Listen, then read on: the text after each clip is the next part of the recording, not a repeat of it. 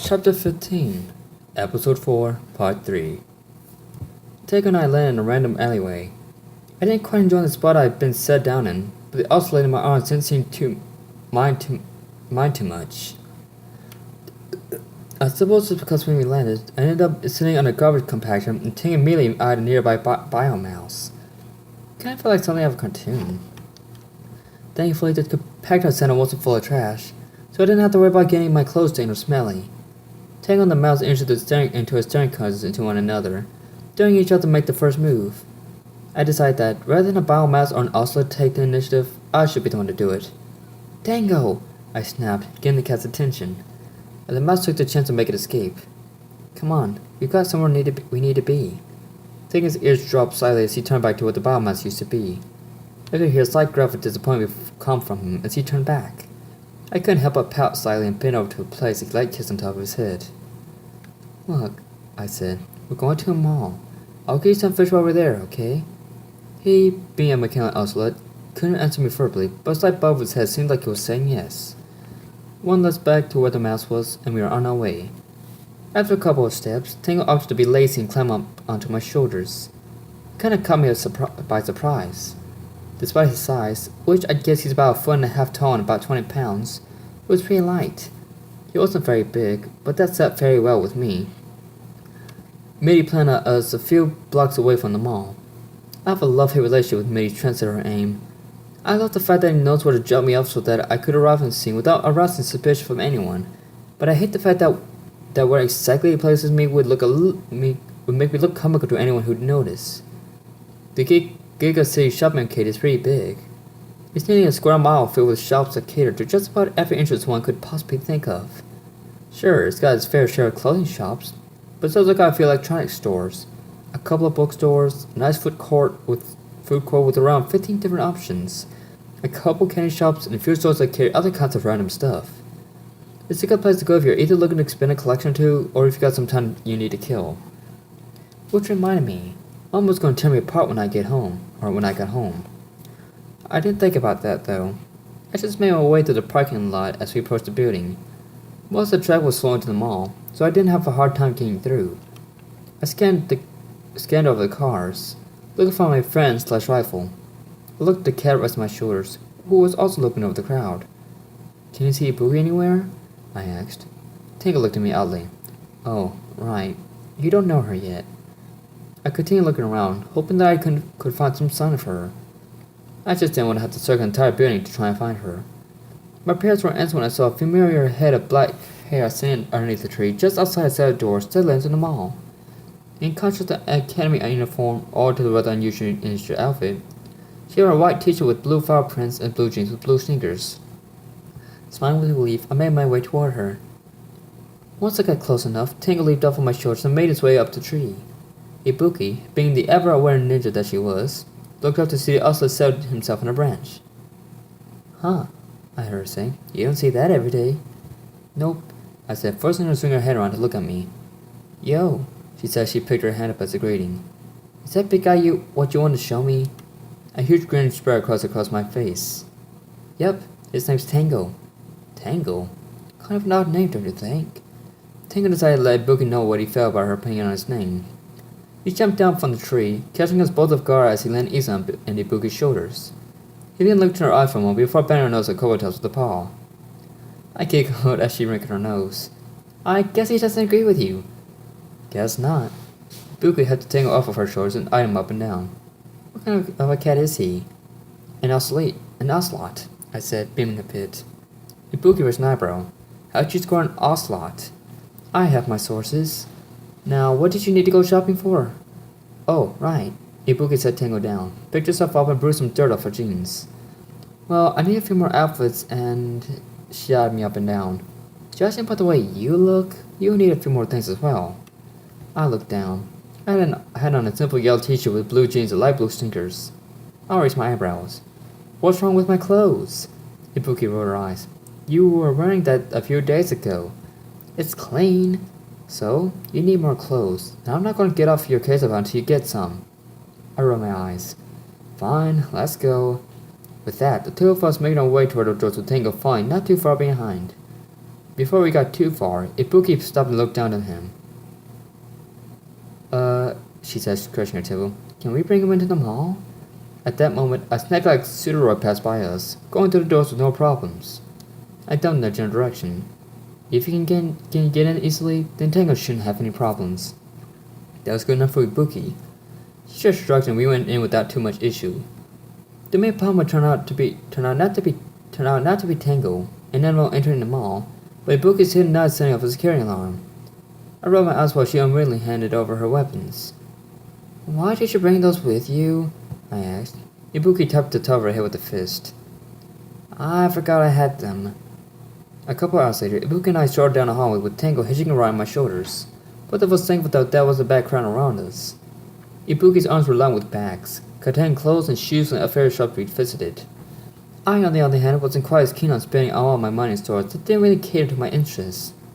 I only had a single bag with me, consisting of 3 pairs of rubber flip-flops I bought from one of the shoe stores we visited. You know, Ibuki said, she glared at the lone band in my hand. When I said you needed to buy something, I was thinking more along the lines of an outfit you'd wear outside of school. I scoffed at her statement. I'm sorry. I didn't realize I had to spend money I don't have to buy things for myself and neglect my 2 companion here. Tango me out as a sign for agreement. Money you don't have? Isn't your family loaded? Nah, I shrugged. We do alright. Then you're stingy. No, I just don't like spending a whole lot when I don't need to. Ibuki shrugged. Whatever. The phone chose at a particular moment to ring. Pulling it from my pocket, I hoped as hard as I could that it wasn't the person I thought it was. I looked at the caller ID. Blocked. Wonderful. I hesitated for a moment, a second before finally answering. Hello? Iris! Great. I could yank the phone away from my ear again and look stupid in front of my best friend. Mom? She mouthed so that the person on the other end couldn't hear her. I nodded my head. Yeah? What's up? Big problem, Mitty said. We're picking up a major entry reading near your location. We think it might be a Maverick. I had to word my responses carefully. I didn't want to put everything out there. Are you sure? Yes, they're close by. From what I could tell, I didn't hear the end of Mitty's sentence. Before either Ibuki or I knew it, a huge airwave slammed its harness and everyone in the hall flying.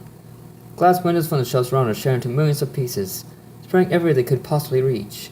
Displaced and shells were either knocked over or destroyed, damaging whatever unlucky items were in the wrong places at the time. Moments passed as everyone slowly picked themselves up. I tracked myself up to my feet, my ears ringing intensely. I couldn't hear a thing. Everything sounded like I was underwater. I quickly brought the phone back into my ear. I'll call you back, I said before hanging up and stuffing the thing back into my pocket. Ibuki put herself up next to me. Tango was nowhere to be seen. My hearing returned to normal rather quickly, thankfully. What was that? She asked, rubbing her head.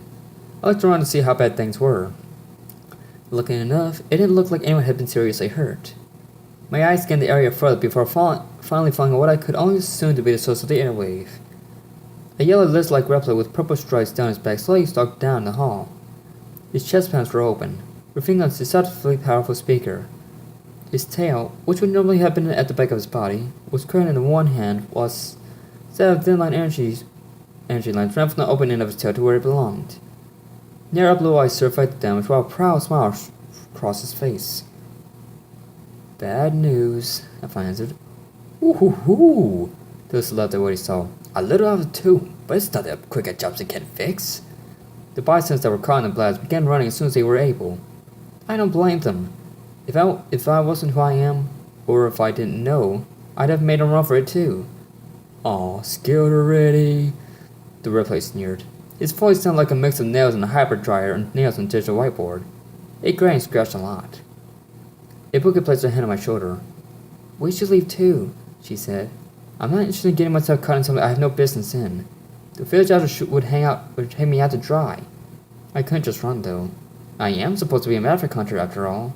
And this guy looked like he was up for a thorough beating. I looked around, wondering where Tango went. Not finding him, I turned to her. You go, I said. I've got to find Tango. I'll catch up with you later. It wasn't a complete lie. I was looking for Tango, and I was going to meet her later on. I just told about how I planned on using the Maverick in front of us to clean up the mess he made. Ibuki stared me up for a moment before wordlessly nodding. Grabbing the bag out of my hand, she started toward an exit. Once she was comfortably out of sight, I turned back to Yellow Lizard. Alright, time to do some work. Hey! I shouted. Cousin Lizard snapped his head in my direction. Just what do you think you're doing? Who, me? He asked. Just causing a little bit of mischief, that's all. I put my hands on my hips. That's all, huh? Can you do this in a desert where there isn't anything you could really damage? He shrugged. Nah, not really. Music is something that should be enjoyed by all, you know? It's an expression of one's feelings that everyone should be able to take in. Music? Is that what that was? Looked around, scanning for both Tanga and an idea how much damage this guy did. This was gonna take tons of zen to get cleaned up. Looks to me like you're a little tone deaf. Good music doesn't shatter windows. Unless of course it's obnoxiously loud. If this guy had eyebrows, they probably would have twisted at that point. Tone deaf? I'll let you know, little brat, that I'm a roy for one of the best musicians of all time. A slight smile crossed my face. If that's the case, I probably wouldn't have attended a concert if you paid me to go. You know who you're talking to, you little brat. An overgrown snake snack? That apparently was the last straw. The lizard ran his fingers against the energy lines, shredding them like guitar strings. The speaker on his chest boomed with a harsh screech, so I felt myself being stabbed with another airwave. This one wasn't as strong as the last one, but it was strong enough to knock me on my backside. I am Sonic Sorion, the sound of pure terror. I stood up, dusted myself off a bit. You know, you don't get to call yourself a nickname you made up yourself. Shut up! I can call myself whatever I want. I flinched. Jeez, this guy was pathetic. I looked around, making sure nobody was around. Nope. Good. Alright then, I think I'm gonna shut you up for your own good. Hunter form, power up! Down the button on my watch, I smiled as my armor melted over my skin. Liz's eyes grew at the sight. Well, what a surprise, he said, not making an effort to hide in shock. I said shock. And what do you call yourself? My name's Zero. Zero? As in the Resistance Army soldier? My eyebrow twitched under my helmet as my face might formed around my mouth. He was a general, you jerk. Take a history class. Now then, enough talk. I drew one of my sea blades and crouched into fighting stance. Nah, he shrugged. I'm not much of a fighter. I'm especially not interested in some wannabe Zero that doesn't even look remote like the real thing. Another twitch. My friend's here, though. With the snap of his fingers, a set of mavericks teleported in all around him. They all looked the same. Humanoid shaped with blue armor and black criss-cross streaks. Red eyes glowed underneath nearly full covered faces, with the fingertips ended points that were closer to claws than they were to fingers. Now I knew how they got there. This guy wasn't good with someone who had a transceiver. I crouched down a little lower. A quick count, which I don't think was right because they kept moving around erratic patterns, so there were around 15 or 20 of those guys. 20 on one? Sounds like a test to me. I smiled at my face mask. I don't care how many people you call. I'll take you all down. Come on. With that, I charged forward. The Maverick-Saurian summoned stopped their erratic running and charged me. We met somewhere in the middle. The first one leaped in the air, pulling a hand back. I didn't give him the chance to attack as I quickly sliced their cousin's chest while I was still in midair. The rest circled me in caution. A couple of them moved in and slashed at me. I stepped back, which forced them to miss, and gave them a couple quick slashes each. They fell in a shower of sparks and steel. One I didn't see raked his claws hard against my back, forcing me to stumble forward to a small spray of sparks. As I did, yet another swept my legs up under me, dropping me to the ground. I've got to remember that I'm not fighting one at a time. Thinking quickly, I rolled along the ground. Good thing too, because several sets of claws jumped to spots I used to be. I put my other sea blade on his hilt and sprang up to my feet. I ran into the crowd, swinging my swords and catching a few mavericks in the chests. Running, though, turned out to be a mistake, cause one that was still standing threw a roundhouse kick that caught me in the face. I stumbled back onto offensive claws and sparks. I cried out in pain and slash after slash raked across my armor. I can't quite understand that. How could I be wearing armor, yet still feel a hit as though I wasn't wearing any at all? I could hear soaring and cracking like a madman running away from the mauling. That's it. Beat her like an egg. I want to hear her screaming in pain and terror.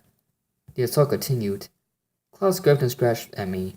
Not caring who or what was in my way, I just started swinging my swords at random. Several of the mavericks were down, leaving only a 4 or 5 standing. Once I cleared some space, I stumbled out the pack and dropped to a knee. I gasped for breath. paint washing all over my body. My hair fell in front of me, and I noticed that the color had faded. I was an eyebrow, but that was something that was going to have to wait until later. Before I could stand up fully, one of the Mavericks still standing stopped me hard in the back. The hit sent me stumbling forward, forcing me to slam headfirst to the nearest wall. I groaned in agony as I rolled over and slid down the wall.